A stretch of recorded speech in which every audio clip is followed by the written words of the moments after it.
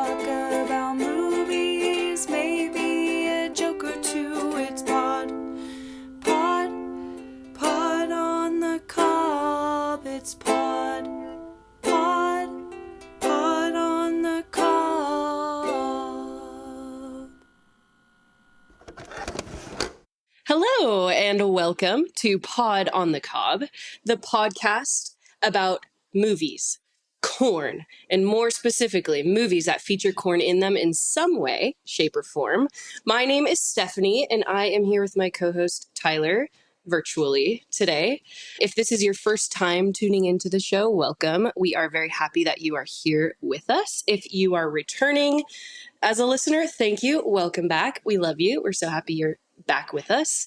If you like the show, you can rate us, you can follow us on social media, or you can simply continue listening and do absolutely none of those things. We won't judge you. We appreciate you no matter what. Tyler, what do we got today? This is a big episode. We're 4 episodes into the podcast. We're starting to get our rhythm. I really think our last episode was my favorite one. So it felt like now was the time to do the most requested movie that we have had requested by our listeners yet. And that is 2014's sci-fi epic, Interstellar, directed, of course, by Christopher Nolan, starring literally every celebrity from the mid-2010s. Yep. Matthew McConaughey, Anne Hathaway, Michael Caine, Jessica Chastain, Casey Affleck, Matt Damon, you name it. John Lithgow. They're in it. John Lithgow. Timothy Chalamet is in it. He's like okay, that a was child. hilarious. So yeah, this is a big one. He's the forgotten son. Obviously, if you've heard the podcast before, we're going to go into the whole story of the movie. We're going to talk about our feelings about it. And then at the end, we always give it our Cobb rating. But before we get there, just brief synopsis. Steph, what is Interstellar about? In a dystopian future on a dying Earth, a retired pilot turned corn farmer is tasked with manning a mission through the galaxies in search of a planet viable for human life. With the hopes of eventually returning to Earth to his 2 children, Cooper navigates from planet to planet, confronting the harsh realities of life, time, and gravity in other worlds. Steph, if what you're currently doing for a living ever doesn't work out for you anymore, you could literally be the person who writes the taglines and these just get better and better every single episode. These get better and better. I love it. Yeah, that was epic. I loved that. Before we go into the actual story of the movie and like what happens in Interstellar, and by the way, we'll just say up front, this is going to be rife with spoilers. Like all Christopher Nolan movies, this movie is full of twists. If you haven't seen it yet, we don't want to spoil it for you, so check it out and then come back and listen to us. Or just listen if you don't care. Yeah. But skip the whole before thing. we get into the actual... yeah, just skip to the end. Before we go into the actual like story of the movie itself, we always like to kind of do a little chat about like our experience with the movie, if we have any, and if we don't have any, sort of like what that experience or why lack we don't have an experience with it. Exactly. Yeah. So why don't you get us started, Steph? Like Interstellar, had you seen it before? What was your impression of it going in? Yeah. So I saw Interstellar when it came out. So in 2014, I was living. I'm going to be so annoying for a second. I was studying abroad in Spain in college, and I know. Look at me now. And I went to the theaters in Barcelona to watch Interstellar. I watched it in English, but it did have Spanish subtitles. And then I left the theater and I was like, I don't know what I just watched. And then now, however many years later, watched it again, went into it, honestly, like not super stoked to watch it because I don't know, I just had a feeling, had a sneaky suspicion. Yeah, so I've seen it. I saw it when it came out, but I didn't have any other kind of like touchy-feelies about it. What about you? So I had never seen it, which constantly surprises people because I love movies. I'm constantly like throwing people off that I've never seen Interstellar. I also went into this with a lot of trepidation. So for me, I don't really have a reason I haven't seen this, but I will say This isn't the reason, I promise. I'm not like this. But I will say, I'm not a big Christopher Nolan fan. I don't think he's a bad director. I think I would actually argue that, like, from a technical standpoint, he's up there with some of, like, the greatest living directors to me. I think he's an incredible director. But I do think his movies... This is just people are gonna get so mad at us for this episode, I think. That's fine. I do think that, to me, his movies lack a little bit of soul. I don't feel anything when I watch his movies.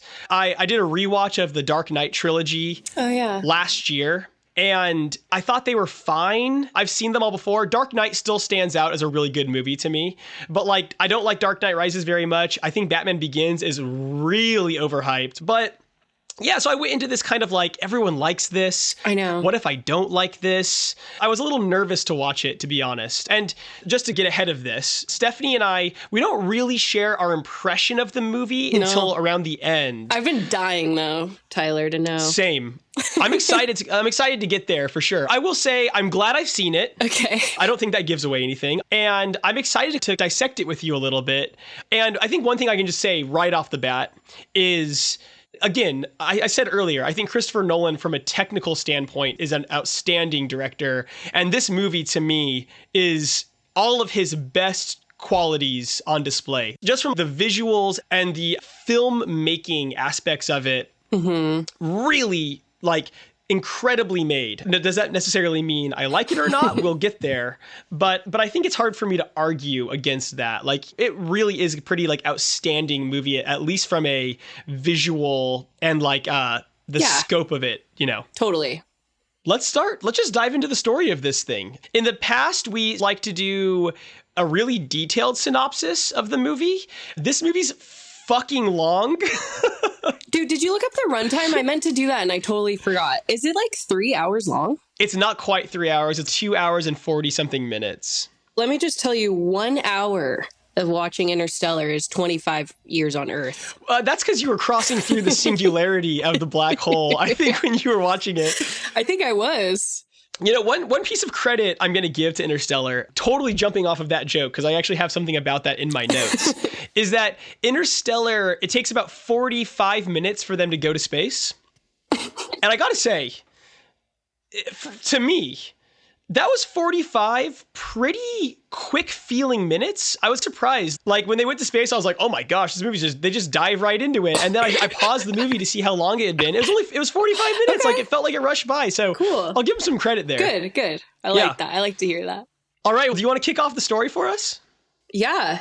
I do want to say that in my mind, I kept being like, oh man, okay, like I have to go watch Inception tonight. Like Inception, I was like thinking of these like jokes and I kept saying Inception. And I was telling Chris earlier, I was like, what do you think about this joke? And he's like, yeah, except for that's not the movie that we watched. Okay, so not Inception, Interstellar. Wrong movie. Okay. So that's where I was. Good, I'm glad you're prepared for this. Starting off. Okay, well, corn right away. Yeah. We open to cornfields, which that's a theme, but I suppose that's a good theme considering the nature of our podcast. It kind of opens up with documentary footage of like people being interviewed, especially like older people recounting stories. I think the woman, like the first line or something, it shows this old woman. She's like, Dad was a farmer. And it shows this farm. And then it introduced Matthew McConaughey wakes up. His daughter wakes him up, something like that. That footage, I believe, I'll have to double check, but all that footage is real footage from Dust Bowl survivors. So none of that footage was filmed for Interstellar. I thought that was interesting. You know, they're immediately tying this thing that's happening in this fictional world to the real world, right? Yeah, totally. Yeah, so similar to Signs, it starts with the dad waking up. It's funny, there's a lot of allusions, I think, between this and Signs, which if you haven't listened to the second episode of Pod on the Cob, we do an episode about Signs. Lots of things connecting this and Signs. Yeah, both movies start with the dad waking up in a panic because of his kids. Yeah. I drew those parallels too with Signs so we're introduced to the characters right away. Matthew McConaughey, who's Cooper. Mm-hmm. I don't know if I think that's his last name. Last name. He's got two young kids, probably, I don't know, 13 and 10, something like that, boy and a girl. Murphy and Tom. Poor Tom. No one really cared about Tom. Just call him Timothy Chalamet because it's fucking Timothy Chalamet. Timmy. Let's call him Timmy.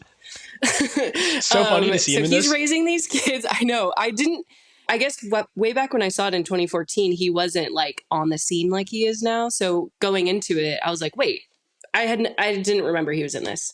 And there's no mom in the picture. He's raising 2 young kids with the help of another man. In this case, it's their grandpa, who's played by John Lithgow, right? Yeah.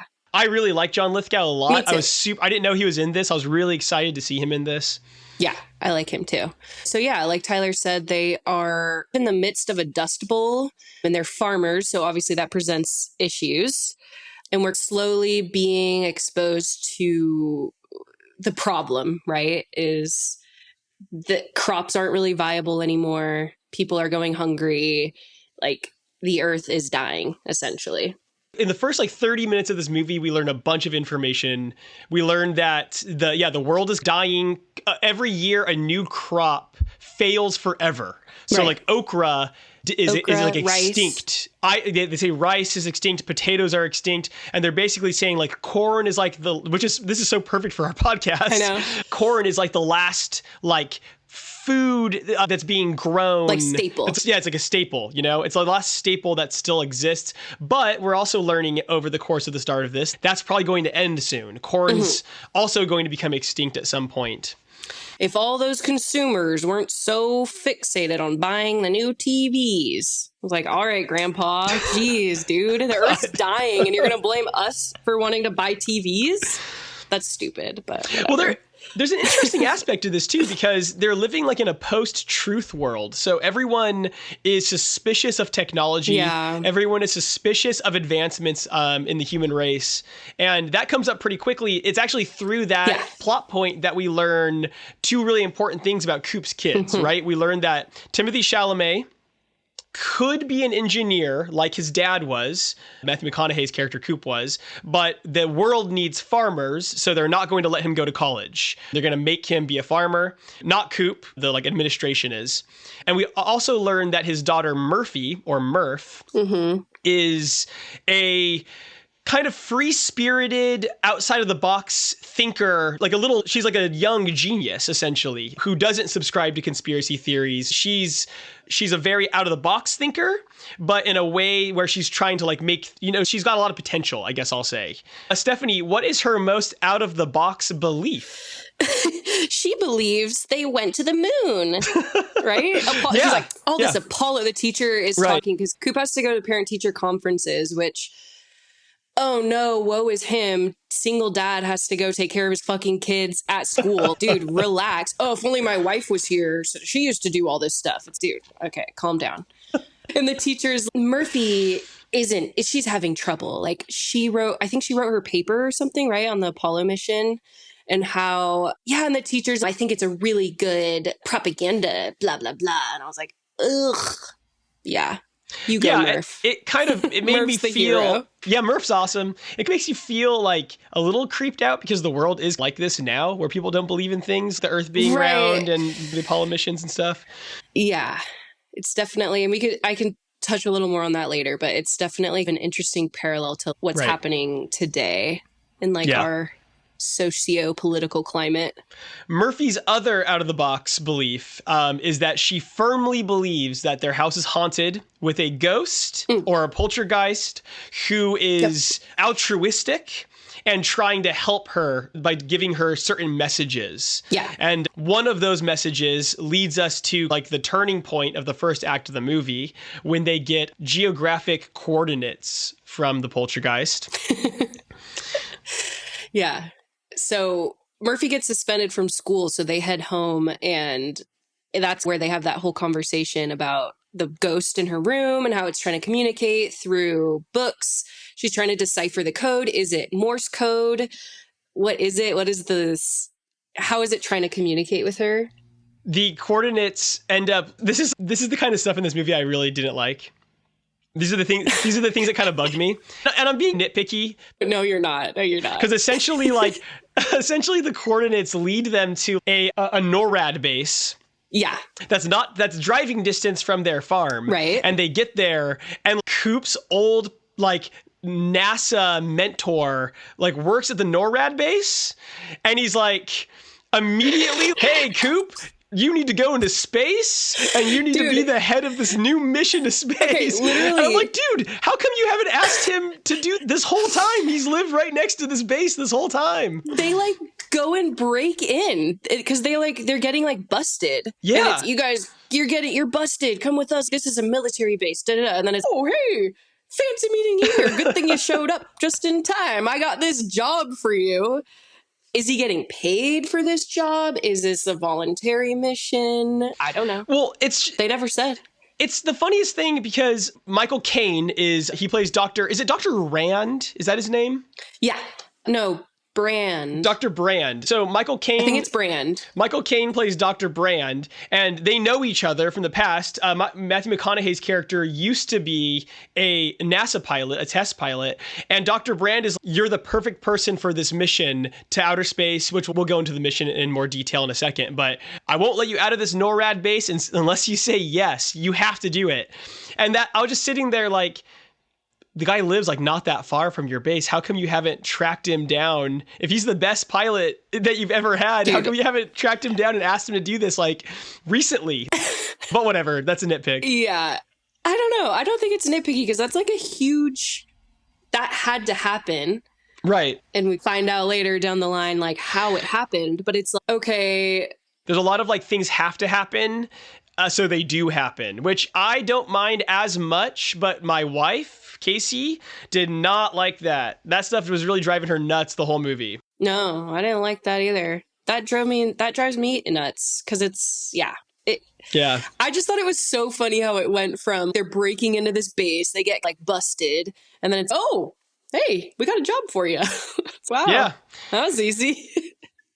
So the job is that 40-something years ago, a wormhole opened up in space near Saturn, and they've been getting signals from that wormhole that implies that if they go through the wormhole, they will go to another part of another galaxy where there are potential inhabitable worlds that humans can settle on. This movie gets compared to 2001: A Space Odyssey pretty often. Mm-hmm. That really starts to kick in here, where it's very similar to them finding the monoliths and the monoliths kind of beckoning mankind into space. They've already sent people through the wormhole before. They did a thing called Project Lazarus. And Project Lazarus essentially was they sent a bunch of people in these kind of one-way trips to different options for inhabitable worlds, and they basically go to those worlds. They send pings back letting them know if they think those worlds are options for humanity, and then they have to basically go into cryosleep because they have no way of getting back to Earth. They're stuck on whatever world they end up on. And if the world isn't inhabitable, they die. Yep. Hence the name Project Lazarus. Suicide mission. Yeah, it's a suicide mission, but they may be resurrected from their cryosleep if they chose the right world, right? So the mission that they're trying to send Coop on is they want him and a crew to go through the wormhole, investigate those worlds, choose the one that's inhabitable, and then come back. Because so the big thing that convinces Coop to take this job and to do it is that they're like, the world's dying. Murphy, your youngest daughter, her generation is going to be the last generation on Earth. Essentially, life can't be sustained with what's happening right now. No food, whatever. Can we pause for a second here and just talk about Matthew McConaughey in this movie? Because like I'll spoil something right away and say my feelings about him are going to change as the movie goes on. Yeah, same. But man, I was not really into him at the start of this. Dude. I found him incredibly distracting. I was just like, yeah, it's Matthew McConaughey being Matthew McConaughey. I was like, he's hot, annoying asshole libertarian. Yeah, the minute he meets Anne Hathaway's character, her name, we'll just call her Brand the rest of this. She is Michael Caine's daughter in the movie. Yeah. And the first thing he says when he meets her is, I had a professor named Brand once. And she's like, how do you know I'm not a professor? He wasn't as attractive as you. Or I'm like, oh no, I don't like this guy. Such a dick. I don't like this guy. Well, he already complained about having to go to parent-teacher conferences because he's a single parent. I'm like, dude, oh my God, the misogyny. Jesus. Perhaps the thing I don't like about Coop the most is that he pretty much immediately agrees to go on this mission. Yeah, it really didn't take a ton of convincing, but I feel like you're supposed to believe that he's not really fulfilled in his life as a farmer. He doesn't really like to be a farmer because it's not like interesting. Yeah, they do say that. He doesn't really like it. So it's, oh yeah, sweet. Abandon my family and go on an adventure? Sure, sign me up because I'm a man. After he says yes, they do show some turmoil on his part about feeling bad about leaving. But I told you that those first 40 minutes of the movie flew by before they went to space. And that's both a good thing and a bad thing to me. I thought the first act of this when they're on Earth was a little bit, I wasn't super into it. I was excited for them to go into space and for them to like start the adventure, but I was also like, man, that was so easy to convince this guy to potentially leave his family forever and go do this thing. Yeah, he went from comforting his daughter, no, you don't have a ghost in your room. Okay, we'll follow these coordinates. All right, we'll break into this like base. Oh, now I have a job offer. All right, let's go. Outer space, here we come, and potential just like death. Right. There's no guarantee that he's gonna find anything, but they're pretty hopeful. So I guess there's that. Yeah. They have a plan A and a plan B. Plan A is figure out a way to solve this gravity equation that Michael Caine's character has been trying to solve for 40 years, wherein they will figure out a way to get everybody off the Earth, right? And take them to whatever inhabitable planet they find. Save humanity. And then plan B is they go up there with a bunch of I think they say incubated, fertilized embryos. Yeah. And start a new colony of humans on whatever inhabitable planet they find. Matthew McConaughey, we learn a lot about his character pretty quickly here because he is super turned off to plan B. Yeah. He is doing this very specifically to save his family. Yeah. He doesn't really, I don't really feel like through a lot of the movie, you get the impression that he's really trying to save humanity itself.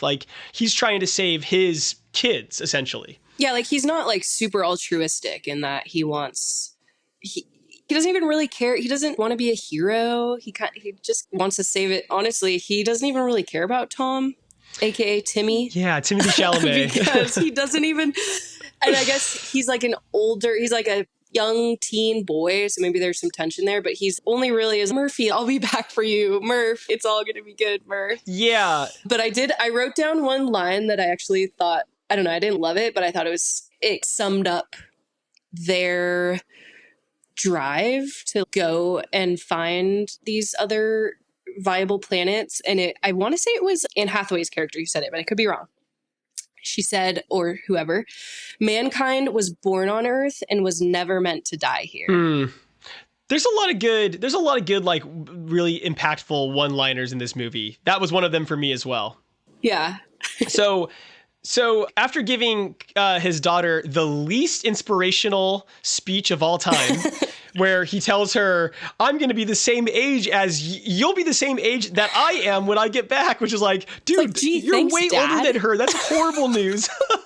So it was so uninspiring. But after giving the least inspiring speech of all time, he heads off into space with Brand, played by Anne Hathaway, with Wes Bentley's character Doyle. Okay, yeah. And David Gyasi's character Romilly. That sounds right. I believe, right? Am I right about this? Yeah, that sounds right. Okay. Romilly and Doyle, yeah.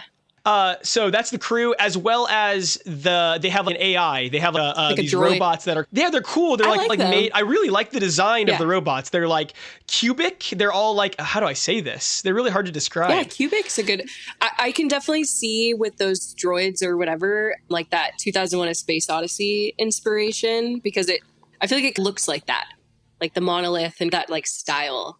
Totally. From back then, Totally, yeah. I thought they were cool, and the way they move is cool, and they're very personable. Yeah, I kept thinking I recognized the voice of the robots in this, and I looked them up, and I didn't know who either of the people were. Yeah, but they do a great job. They have a sense of humor. They're very human feeling, and that kind of matters a little bit later on. Yeah. So they embark on their mission. They go to outer space. They do not go gentle into that good night. Yes, that speech is given many times by Michael Caine throughout the movie. Dude, and I feel like when this movie came out in 2014, that was so like profound for some reason. I don't think it personally, like I am not moved by that speech or by that poem at all. And I was like looking it up. It's a poem written in 1947 by Dylan Thomas. And I'm guessing that's right around like World War II. So I'm guessing it had to do with what was going on then. But yeah, wow, they really go for that. I feel back when this came out, this was in like graduation speeches and people putting it as like their captions on social media. Yeah, stuff. one of the biggest things that dragged me to seeing this movie in the first place was people make Christopher Nolan movies their entire personality. Look at The Dark Knight, right? And how people like the way that people handle Heath Ledger's amazing in The Dark Knight, but the way that people made the Joker their personality. Like, I'm just like him. I just want to be just like this lunatic who blows up hospitals, you know? Interstellar is guilty of that as well. Interstellar became people's like personalities. Like, I know. And that was kind of what stopped me from wanting to see it for so long. I should add, I really like 2001: A Space Odyssey, right? I think 2001: A Space Odyssey is... I love 2001: A Space Odyssey. It's fucking great. It's great. I love that movie. That's a great movie. And also, it's Kubrick, which I love. And then it's like, when did that come out? It came out a long, like... In the 60s. In the 60s? Yeah. I love anything that's old. So like 60s, 50s, 70s. But like futuristic. Because like the style is so distinct. And like, so like the tech is so, it's like low tech, but high tech, like analog tech, like nothing was really digital. Like, I just think that's so fun. I could hear you going for your grand slam just now of wanting to make a joke about the 80s and continuing to make fun of me being older than you, which is a trend in Pot on the Cob that I get made fun of for this. I'm not that much older than you. No, not that much. I also think I should just add right here and say, while I'm still hesitant to give my impression of how I felt about the movie till the end, I'll just say this right now for any of the fanboys and girls out there. I'll at least get rid of this mystery and say, having watched this, 2001: Space Odyssey is still the superior movie. Is that like a competition? That's a debate. People debate this. I would actually go a step further and say that 2001: A Space Odyssey is the drastically superior movie to me still. Oh, yeah. Yeah. Trying to compare them in terms of which one is like the better movie to me, I think that because they're so similar in what they're about and like how they're executed, I think it puts you on a slippery slope where you want to compare them. Listen, one of them's fucking Stanley Kubrick's 2001: A Space Odyssey. I don't know. Like for me, say less. Yeah. Period. I probably could say less. I'll just go ahead right now. Yeah, no, I will support you fully in that statement. I really like the way that Christopher Nolan shoots space. I love that it was truly silent outside of the ship at all times. That was cool. I love the fact that they were getting like nauseous from the vertigo of spinning around. Oof, I was nauseous just watching it. Totally. Yeah. I love the like inside of the ship. I love the outside of the ship. Like I thought all of that was that, like I said, those are the things where I really feel like this movie excelled. He used miniatures, right, for the special effects. Yes, it's cool. I mean, this movie won the Academy Award for special effects, right? It did. So to me, that makes sense that, especially for a space movie, like you gotta use miniatures. Like it just looks so much better. Yeah. But with that, I also found myself I loved the visuals. It was great. And I think they were well done, but it was also like, okay, like, all right, let's keep going. We get it. You're docking. We get it. Speed it up a little bit. Time is a ticking. Yeah. Okay. We're coming on to the 25th year watching this fucking dock to the other ship for so long. It's just like playing this epic. We haven't said this yet, but the soundtrack's epic. Yeah. Hans Zimmer. Hans Zimmer soundtrack is incredible. Okay. That's not enough to like, this is hours of my life here that I am giving over to this movie and could have been a little bit like speed up a little bit. I was getting a little impatient. See, this is why I don't host a podcast alone and why Stephanie doesn't host a podcast alone, because it would be no fun if you and I just felt the same way about everything. I didn't feel the same way. You weren't snooze festing during that? Dang, dude. Mm-mm. No, those are actually my favorite parts, I think. And they reminded me of 2001: A Space Odyssey a lot. Those fair. parts. I could see that. Which is also 2001: A Space Odyssey is really slow paced and quiet and atmospheric but like better done. But better done. I agree that it's better done. Yeah, no, that stuff didn't. Yeah. I literally wrote in my notes in all caps, like right around this area, right around this part of the movie, I mean, chore. All caps. Just like, I just was like, all right, I'm choring here. Wow. Reminded that you want to do this podcast, hopefully for a living someday, and you're working in that moment. Yeah. Yes, yes. Then in that case, we can speed things up a bit and say that they go through the wormhole. It takes 2 years to get to Saturn. They go into a very claustrophobic, shitty looking incubation chamber that's like full of water and plastic bags. Dude, and I just am coming fresh off watching the Matrix trilogy. Oh, nice. I've been sick, so I watched a lot of movies, and one of them was the Matrix trilogy. And I was like, oh, this is kind of Matrix-y coming out of this wet pocket thing, and you're just like, ugh. It's like gross. Totally. Yeah. And visceral. 100%. Oh, yeah. Yeah, 2 years to get to Saturn. They incubate. They get there. Oh, they wake up.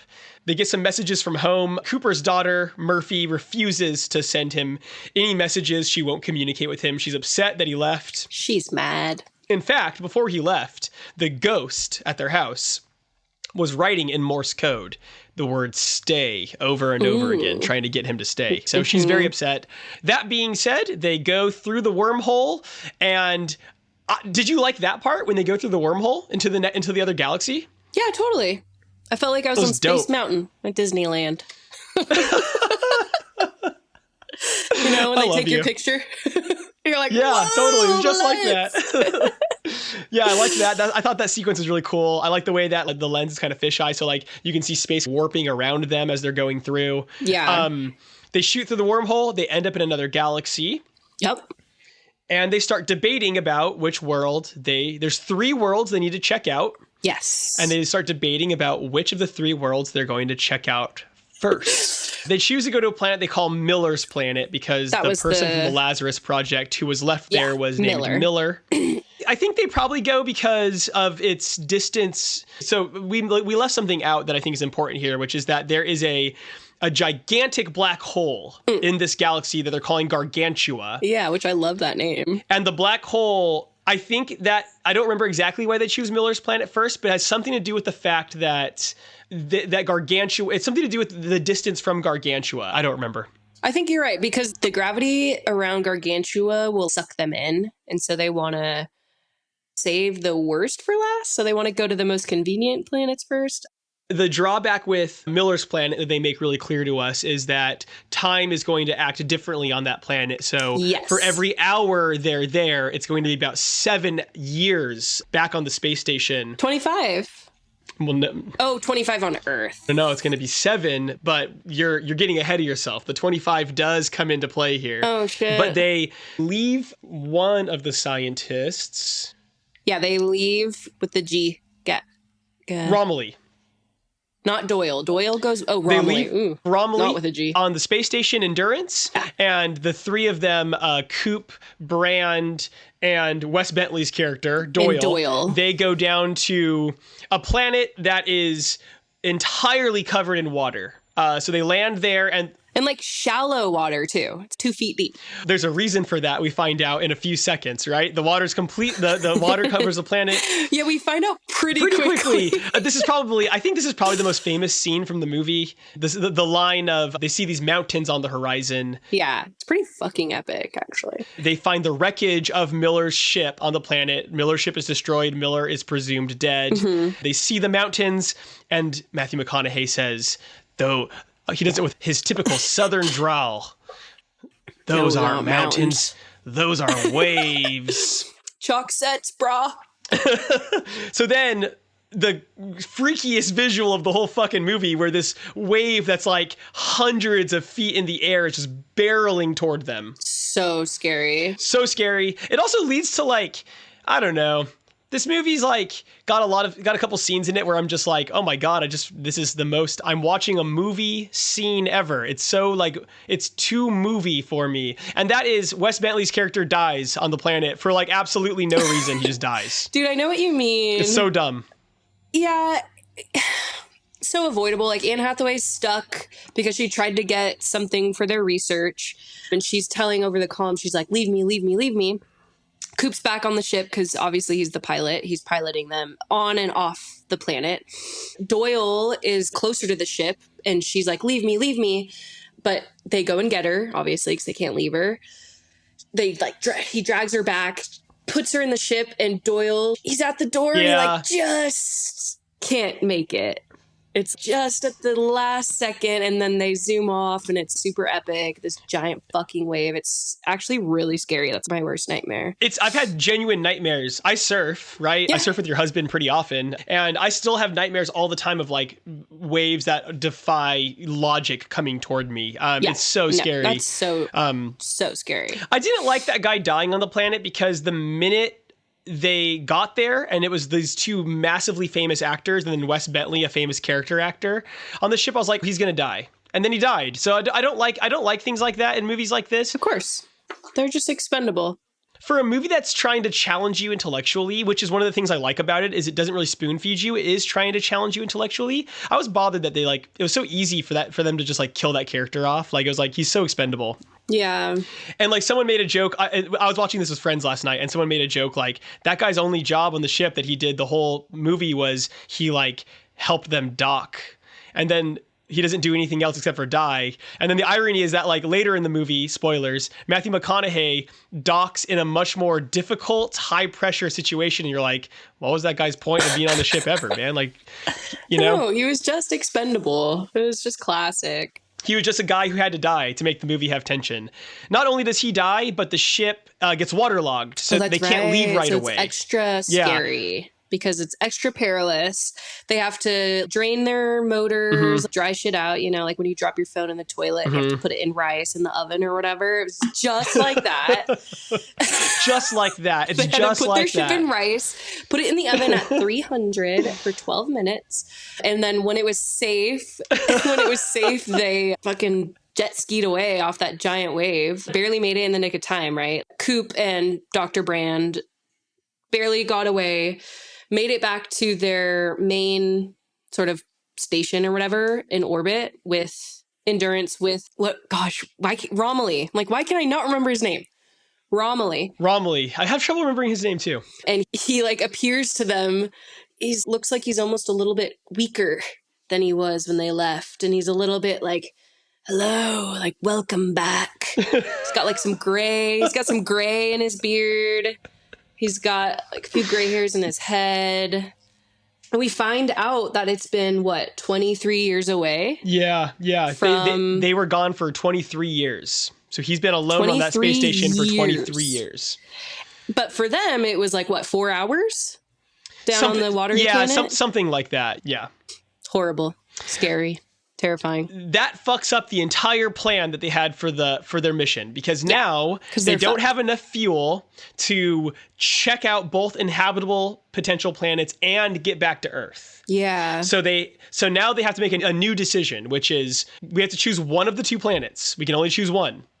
And the dilemma here is Anne Hathaway's love interest, who we've never met, Dr. Edmund. Did that feel random too? Yes. I cannot get over that. I've been talking about it all morning with Chris. I'm like, I'm sorry, but what was that? Who was that?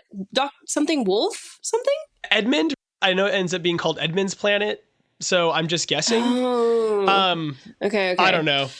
I was just like, what the fuck?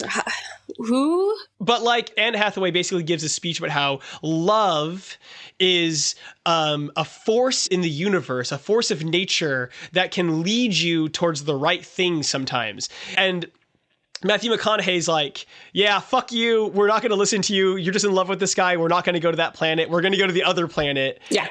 That feels like the safer bet based on the like pings we're getting back from it. We're going to go to Dr. Mann's planet instead.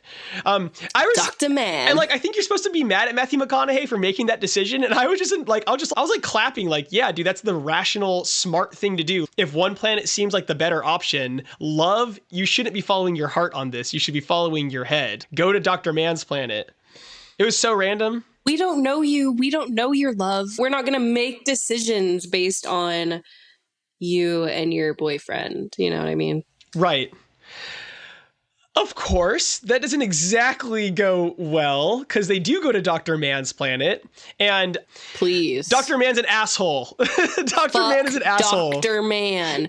Played Fuck by Dr. none Man. other than Matt Damon. Matt Damon, who I actually really liked in this a lot. Stop, you did? I did. I loved him. I didn't think he was good. He wasn't good. He wasn't good. I liked him. I mean, maybe it didn't necessarily help that his character was awful, but I just thought, I was like, all right, Matt Damon. Wait, is this The Martian? Like, what am I watching right now? It does. Like, It's funny that it feels so much like The Martian. right? Yeah. What we find out is that Matt Damon always knew his planet that he landed on was going to be uninhabitable, Yeah. but he was so... Such a dick. He's a dick. He was so existentially terrified of being left there alone that he's been lying in his data, telling people to come there so that he could basically get off that planet. So to do that plan, he tries to kill Matthew McConaughey by bashing his visor open and breaking the glass on it. And he successfully kills the doctor whose name we keep forgetting the name of. Stop, I already forgot. Romilly. Romilly. We are bad at this. Romilly. We should not be podcasters. He kills Dr. Romilly with a booby trap. This is why I liked Matt Damon in the movie. I am a big fan of villains that are like relatable and human. Maybe not relatable, but they're very human, right? He's not a mustache twirling villain. And Matt Damon gives this little speech to Matthew McConaughey when he thinks he's dying, right? He gives him the speech that's like, I really like it. I'm kind of even getting like little chills thinking about it. He breaks Matthew McConaughey's visor open. He's choking to death on the ammonia in the air, I believe. And Matt Damon says, he turns around and he's like, I thought I could watch this happen. And I can't. I gotta leave. I'm sorry. I'm walking away from you. He's talking to his transmitter. He's like, I'm walking away from you now. I'm walking away. I can't. I thought I could watch you die, but I can't watch you die. And I like that little moment where he's the antagonist of the movie for doing what he's doing, but he's not like evil to the core. You know, he's a desperate person. And this is a major theme of the movie, right? Is we learn that like people will do crazy, sometimes immoral things to survive, and he's doing an immoral thing to survive, but he's doing it in a very human way. He doesn't relish watching these other people die at his hand. He just knows he has to do this to survive. It's flawed, but I liked it. Yeah, I mean, I can excuse it to an extent of like, he's gone crazy because he talks about, you don't know what it's like to like just live with just you and your thoughts and what's going through your mind and blah, blah, blah. Right. So he's gone like a little bit stir crazy, and he's like, yeah, I need to get out of here. So he'll do whatever it takes, like self-preservation. At this point in the movie, I'm like, oh my God, hot damn. We still have an hour and a half left. Yeah. And we're just getting to like a planet. Okay, planet number 2, not going to work out. All right. Yeah. Where are we going now? What's going on? Right. Suffice to say, Matt Damon's plan doesn't work. He does get back to the base, but he dies at the base when he incorrectly seals the airlock. I do love how he dies, how he gives this little speech where he's like, I know that this feels hard, but, and as he's saying, it just blows up and he just dies. Like, I love that it's like, just like, he just dies. And then all the while, isn't Matt McConaughey's character being like, don't dock, don't do it, like, because it's not safe? Yes, he's urging him not to dock. Which is like, yeah. whoa, so he's trying to like save his life. He turns his transmitter off. Also, to be fair, Matthew McConaughey's also trying to stop him from doing damage to their ship. Yeah, that's true. So they could, because he wants to get out of there. Like, all this time, Matthew McConaughey's character is still like, I'm still going to go home. I'm still going to go see Murphy again. After that 23 years pass, and when they get to Matt Damon's planet, we learn 2 really big things. That's true. We learned that Michael Caine was lying the whole movie. There is no solution to the gravity problem. And that on his deathbed, he confesses that there is no solution to the gravity problem. He always knew that they were going to have to do plan B, and that everyone who's living on Earth is doomed. Yeah, he was basically tricking them. He was tricking everyone, including his daughter, which is where you see that parallel between him and Matt Damon, where he's like, to save the planet, to save the species, he was willing to do something gross, just like Matt Damon's willing to do something gross to save himself. And also, the person he delivers that deathbed confession to is Murphy Cooper. Matthew McConaughey's daughter has grown up in the last 23 years. She's now played by Jessica Chastain, who's excellent in the movie. She's now the age that Cooper was when he left on this mission. Yes, yeah. Also, Timothée Chalamet is played by a less likable person. Timothée Chalamet is now played, his character is now played by Casey Affleck. I suppose this is before any alleged allegations. That Casey Affleck? Yeah, that was Casey Affleck. Oh my God. I didn't even I saw Casey Affleck's name and I just didn't really make the connection. Yeah. Funny. Yeah. Oh man, poor guy. He's like, poor character. Tom, not Casey Affleck. Tom Cooper, I feel like really got the short end of the stick on this entire family thing. So in the last 23 years, his kids have grown up. Casey Affleck's character is now running the family farm. He has a family of his own, although he has lost a son due to a respiratory illness. And Jessica Chastain is a genius scientist working at NASA, trying to help solve the gravity problem. But she's just found out, and we've just found out in the movie, there is no solution to the problem.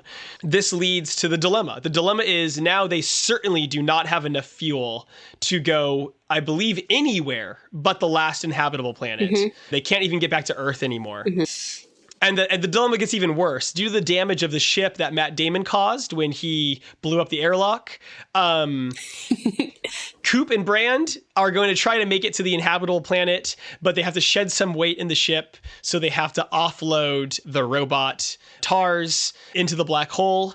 And what we actually learn is that Coop was never planning on going to the planet with Brand. Nope. He knows that they have to offload all the weight, not just the weight of TARS. So Coop and TARS both sacrifice themselves and they go into the black hole and they send Brand to Edmund's planet, hoping that she can just use Plan B. Gargantuan. Yeah, hoping that she can use Plan B to repopulate the human species with this new planet.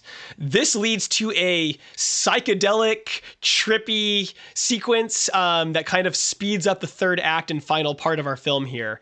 Steph, you want to kick this off? Yeah, totally. I feel like I liked this part. Me too. I loved this part. Matthew McConaughey is going through this wormhole or through this black hole, right? I've had so many dreams where this happens to me, where I'm like suspended in outer space and I'm like falling, but you can't like fall in space, so you're like floating.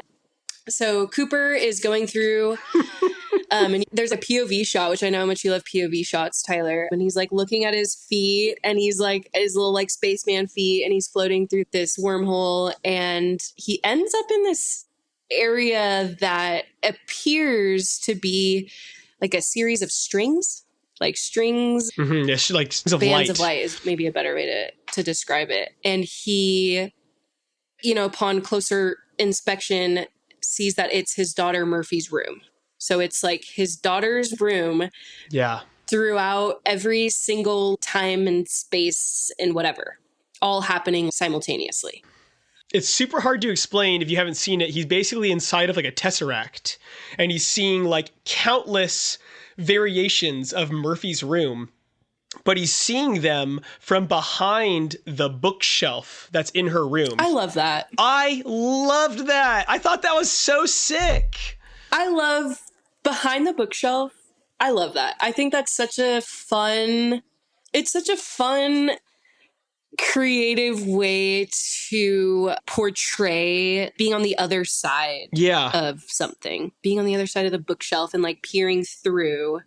Oh, I actually really did like that imagery. I think that was pretty cool. This is my favorite stuff in the whole movie. And like 2001: A Space Odyssey does a similar thing. Like he's transcended space and time, and he's now in this kind of in this space between dimensions. Essentially what we start to find out is that the fifth dimensional or whatever beings that put the wormhole near Saturn in the first place, they see time as a physical plane. Right. They've been trying to communicate with us, but they don't know how to communicate with us because they're in a higher plane of existence than us. So they're using a three-dimensional creature, Cooper, to communicate through time to humans in the past, and specifically the human he's communicating with is his daughter, Murphy. He is the ghost. He is the poltergeist that she was seeing when she was a kid. Preach. Really cool. I really liked it. Good job, Tyler. Well done. I liked it a lot. Good explanation. Thank you. It was hard. It was hard to get there. I really liked that. I thought that was cool. I'm really glad you took that from me. I didn't want that burden. And all the while, TARS is talking to Coop. So TARS is somewhere still existing. He went through this like wormhole too. And although we don't see him physically, he's like in the comm still. They're communicating still. TARS is the one who's kind of explaining all of this to Coop, right? Coop is like sort of connecting the dots. Like, oh, he sees his daughter. He knows where he is. It clicks that he's the one communicating with her, like Morse code. Yeah, like he's trying to change the past so that he never leaves. So he writes stay in Morse code. He's the one who gives the coordinates, right? Yes. Like it turns out, gosh, I'm going to be, again, maybe slightly annoying, but I also just watched the entire Harry Potter series. Again, I had the flu, so I watched a lot of movies. In that one movie where Hermione is like using the clock to time travel, and it's just like a constant loop, right? She has to be the one to make sure that she does this, to make sure that this happens. It's kind of what it comes down to with this, where he's the one who's going to have to communicate so that he ends up here, so that his daughter knows what to do. He ends up pulling the like light strings on the watch that he gave Murphy before he left. And he again is communicating in Morse code, and he is giving her, what's he giving her? The solution. So what he's giving her is the pieces that were missing from Michael Caine's solution to the gravity problem. He couldn't solve it because he's never been close enough to the singularity of a black hole. There we go. To know how to use gravity to manipulate time.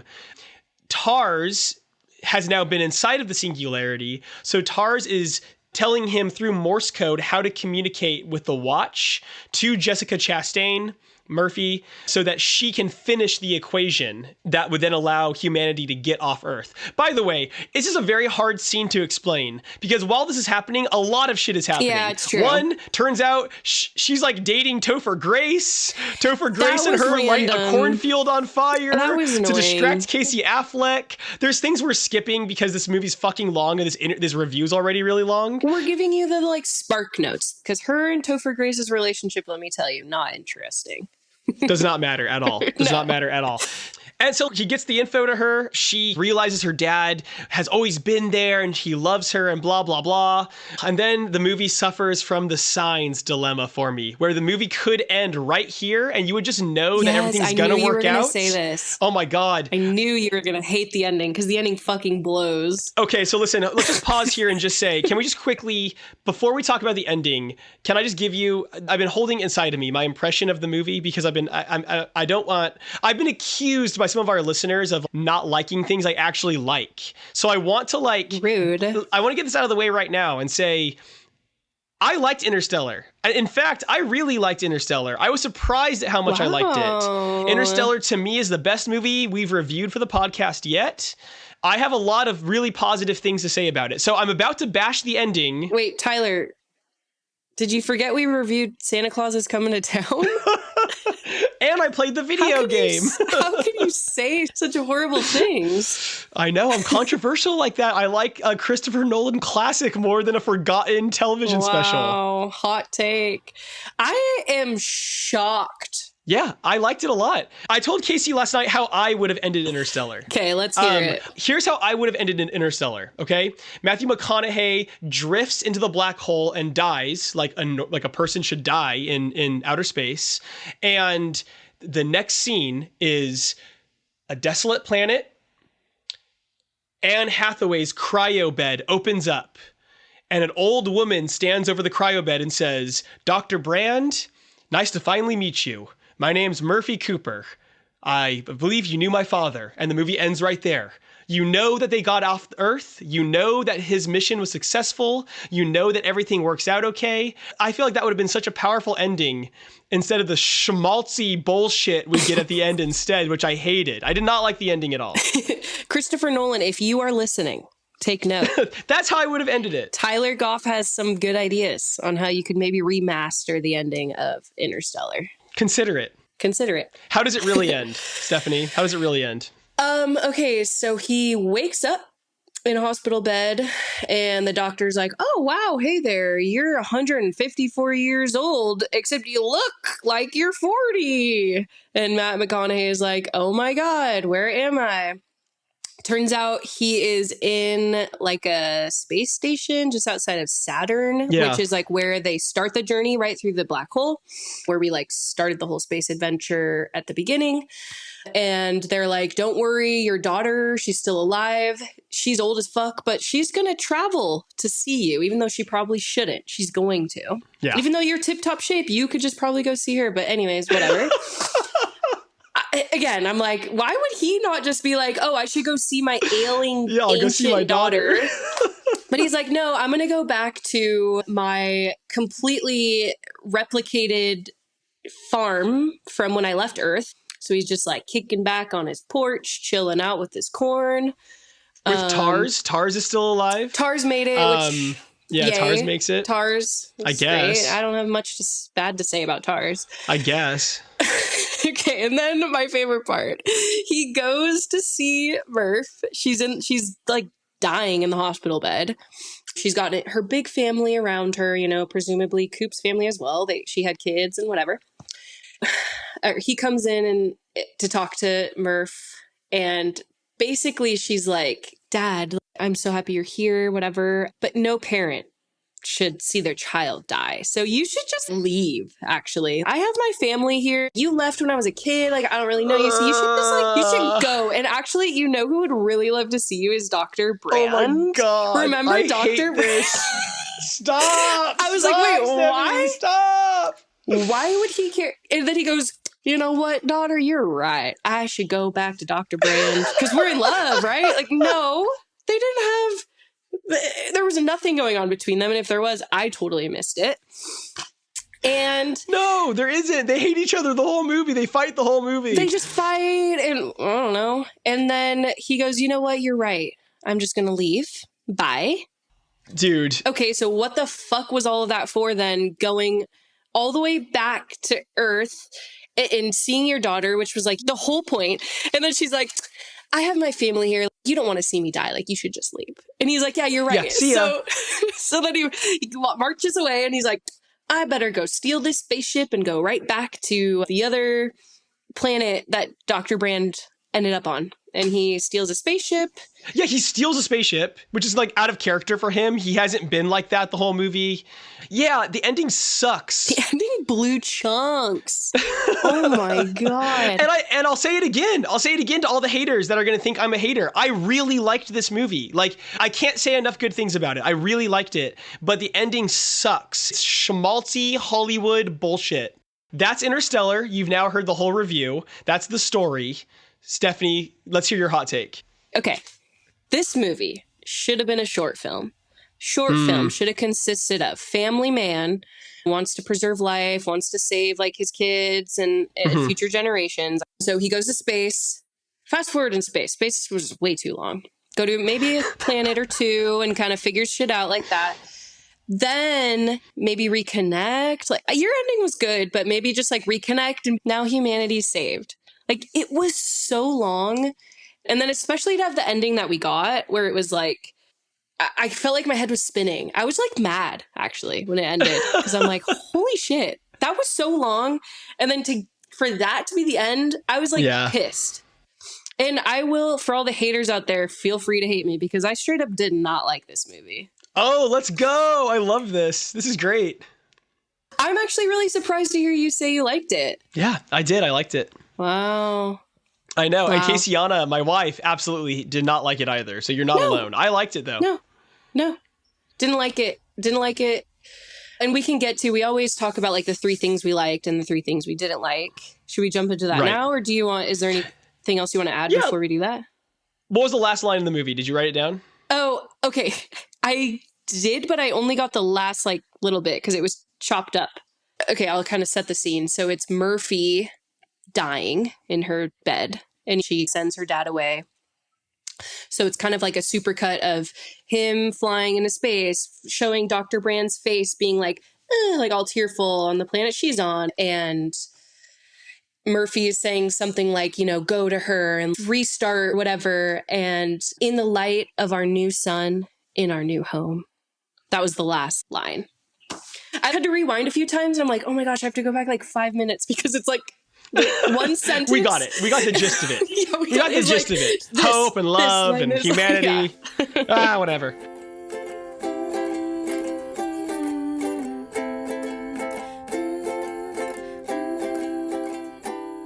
Okay, yeah, let's do the 2 things we like and the 2 things we didn't like. Okay. You go first.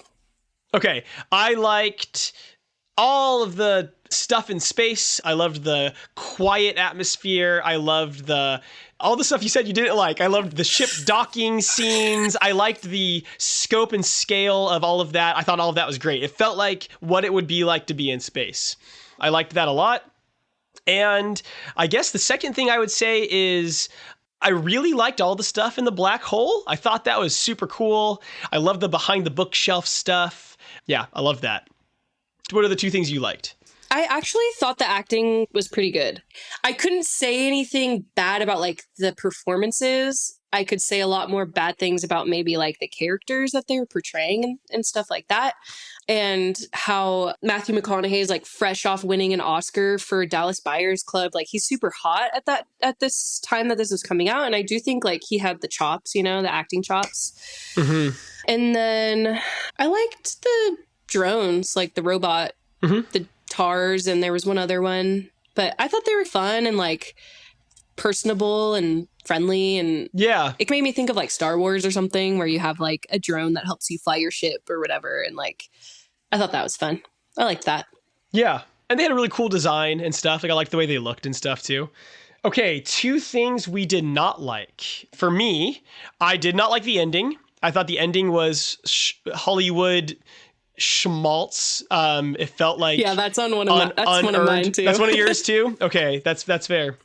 Well, mine was as soon as he got back to his daughter, he left again. Yeah, I hated that.